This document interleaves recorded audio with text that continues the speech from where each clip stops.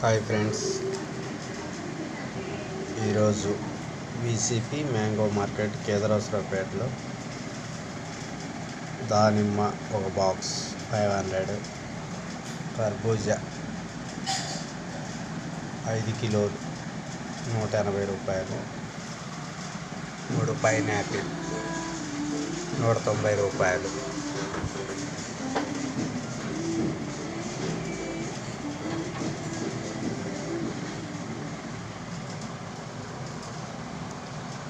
మరి ఆహార పదార్థాలకు డిమాండ్ ఉందా లేదా చూడండి. మనం దేని ఖర్చు పెడుతున్నాము, ఏం తీసుకుంటున్నాము అనేది కూడా ముఖ్యం మిత్రులారా.